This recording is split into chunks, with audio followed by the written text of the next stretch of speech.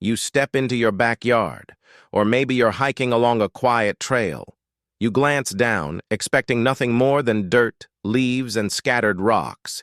Then something moves. A long, silent shape slips through the grass.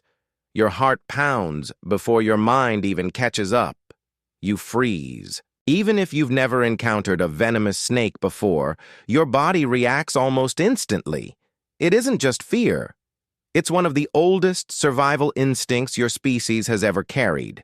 For hundreds of thousands of years, a single bite from a snake could end a life.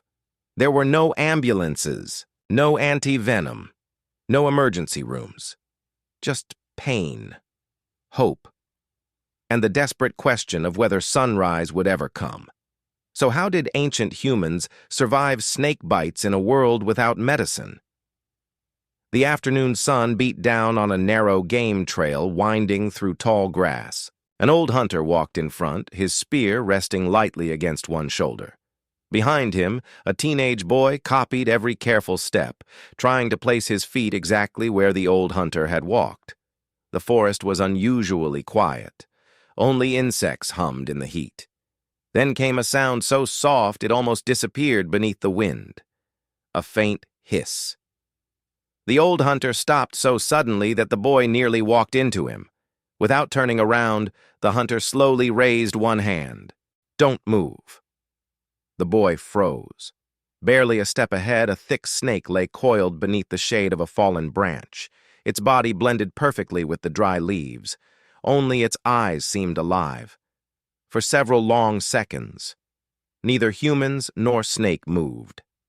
Then the animal slowly slipped away into the undergrowth, disappearing as silently as it had appeared. The old hunter let out a slow breath. "You never saw it," he whispered.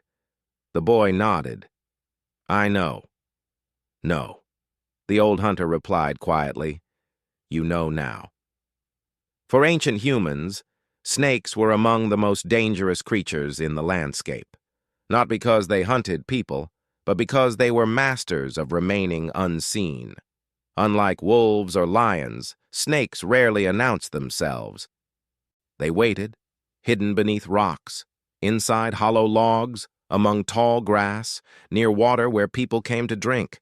A single careless step could change everything, and when it did, there was often very little anyone could do. Contrary to popular myths, our ancestors did not possess miraculous herbal cures for venomous snake bites. Modern science has found no traditional plant remedy that can reliably neutralize venom once it enters the bloodstream. Today, the only proven treatment for serious venomous bites is antivenom supported by modern medical care. So if ancient people couldn't cure venom, how did any of them survive?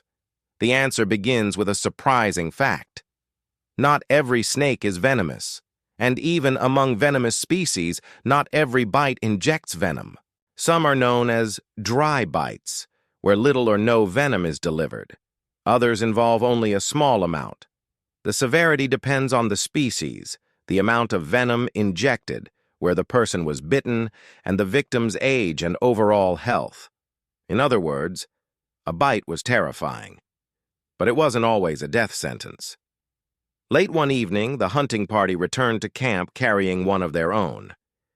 The young hunter's ankle had swollen dramatically. 2 small puncture marks were visible just above his heel. His breathing was fast, his face pale. Children stared silently as the adults laid him beside the fire. No one reached for a magical cure. Instead, they did what experience had taught them. They kept him as still as possible. Movement spreads many venoms through the lymphatic system more quickly. Remaining calm and limiting movement can slow that process, a principle still reflected in modern first aid for certain venomous snake bites. The old hunter wrapped the injured leg to reduce unnecessary movement and placed it carefully on the ground. No one cut the wound. No one tried to suck out the venom. No one burned the skin. Many of these practices became popular much later in history, but modern medicine has shown they are ineffective and can make injuries worse. Our ancestors survived not because they knew secret cures, but because they learned which actions gave someone the best chance of living. As darkness settled over the camp, no one slept deeply. The injured hunter drifted in and out of consciousness. An elderly woman gently wiped sweat from his forehead. His younger brother fed the fire. Another hunter fetched water from the nearby stream. Every few moments, someone checked whether he was still breathing. The entire camp waited, because now, the body had to fight. The human immune system cannot neutralize snake venom the way antivenom can, but the body still works relentlessly to repair damaged tissue, maintain circulation, and recover if the venom dose is survivable. Some people lived, many did not. Archaeologists cannot always identify snake bites in ancient skeletons, since venom rarely leaves marks on bone. But snakes appear repeatedly in ancient art, mythology, and oral traditions across continents, suggesting they were a constant and memorable part of human life. Fear leaves traces, even when bones do not.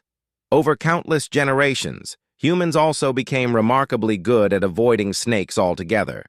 Research has shown that both adults and even very young children can detect snake-like shapes unusually quickly compared with many other objects.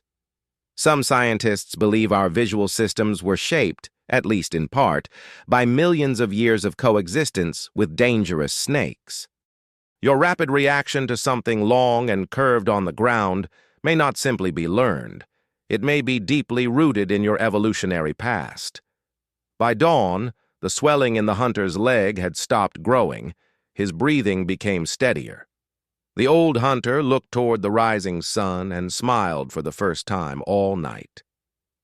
He'll live. Relief spread quietly through the camp, not because they had defeated the snake, but because they had survived another encounter with a world that offered no second chances. Weeks later, the young hunter walked again. A scar remained near his ankle. Whenever children asked about it, he didn't tell them how brave he had been.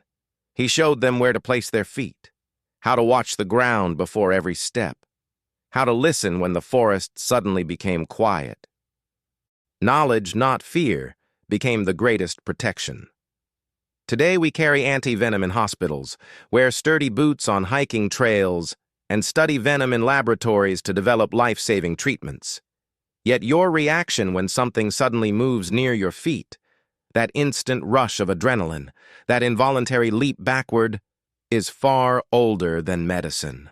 It was shaped by generations who understood that survival often depended on noticing danger before danger noticed them. Because for ancient humans, the greatest victory over a snake wasn't surviving its bite. It was never being bitten at all.